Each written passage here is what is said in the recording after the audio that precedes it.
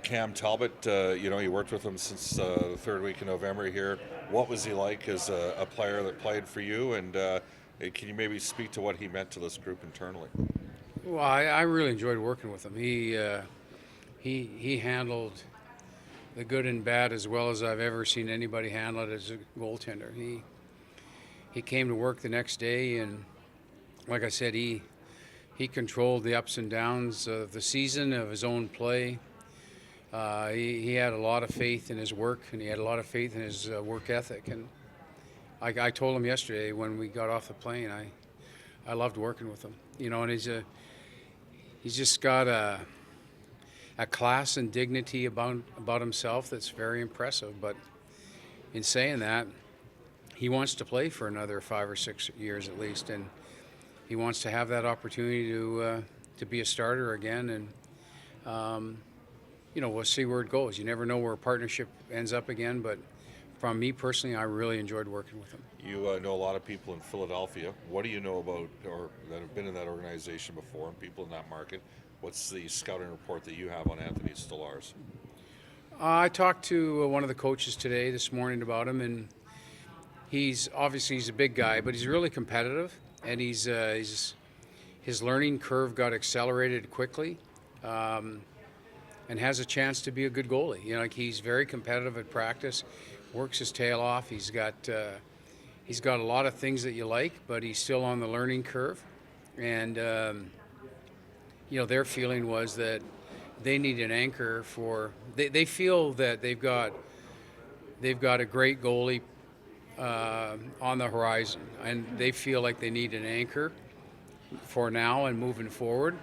And they want to see, especially as they move forward here, they're going to push for a spot.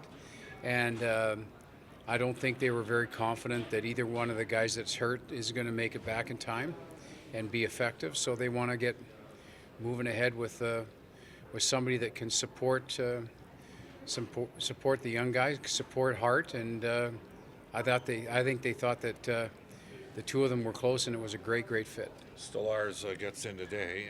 The assumption would be that you're going to go back-to-back with Mikko. And just a thought, are you prepared to run with him if you have to in back-to-back games? Or are you looking more in the future to maybe splitting them off? Our understanding is right now he's never played a back-to-back game in his life. So this is going to be very interesting. And we're excited to take a look at it. But I'm not sure he's played. They're not allowed to play these type of games in the KHL, and I don't think he's played it. Maybe in a tournament he has, but as far as a professional, he hasn't played much back-to-back in the last 4 or 5 years, and so this will be a good test for him. We've played awful well in front of him the last 6 games, and we got to continue to play well in front of him again so that we don't get bombarded. I think obviously the Islanders are sitting there licking their chops. We're on back-to-back, and I think the first 10 minutes is going to be important for him and for us. All right, you got sorry, Jim, one more. You do have a back-to-back. You've got some 3 extra bodies around. Are we going to see? We got 3 extra names around. 3 extra names. We don't have 3 extra bodies. We're taking everything into the game, and we're not sure on 4 people right now. So we're just going to take it through the day and see how they are heading into the game, and then we'll dress as many players as we can dress for the warm-up. We're going to dress, and then we'll see where we go. But we're still having guys be evaluated as we speak right now. So Stolarz, he hasn't played a lot of games for a guy drafted like 7 years ago because he's been hurt a couple of times. He's only played like 120 games. So lots of growth obviously there, however you want to look at it. Well, as Rick said, lots of practice. He's had lots of practice. So he's, a couple of injuries. Yeah, and but I think he's got the attitude that he wants to be a starter. So we'll see where it goes. But I mean, one thing about it is we got the 2 biggest goalies in the league now. So if nothing else, it'll be hard to score at practice. So we'll see. Ken, one more for you, just in terms of. You're asking a lot of questions today. Only on Oilers TV. Only on morning game days where we're on the road. Just a thought on the Islanders and the challenge that they're going to present, the depth that they play with, the structure, and how they've gone from worst to first defensively. Well, they're a veteran team. They got players on their fourth line that have been second line players their whole lives. And when you've got that type of depth and you trust that type of depth, you manage the game properly. And they're to me death by 1,000 cuts, and that's how they win. They just keep the tempo up, they keep the pressure up, and eventually you wilt. And they stay on task all the time. They don't give you easy ice. You don't get any easy entries. You don't get any odd man rushes.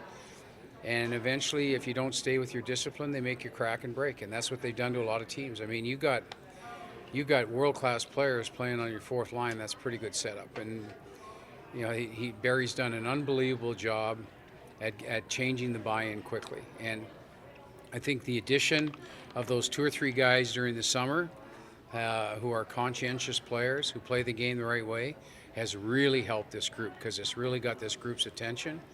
And you watch it and you see them win the same way, but 2 different ways. Sometimes they start fast, get a lead, and then just take all the energy out of you. Or sometimes they get a lead really early in a game, and then they just force you to make nothing but puck errors, and then they end up paying for it.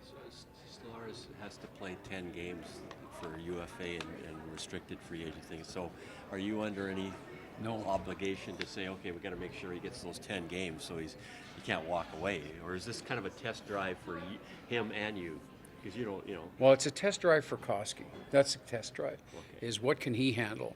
So to me, that's the priority. Okay. What can Koski handle, and how much can he play? What can he accomplish? And to me, that's the major focus right now. Is that we want to see how he deals with this. This is a new experience for him, and it's going to be a new experience for us. So at the end of the day, we want to see, can he handle the type of load that starters have to handle.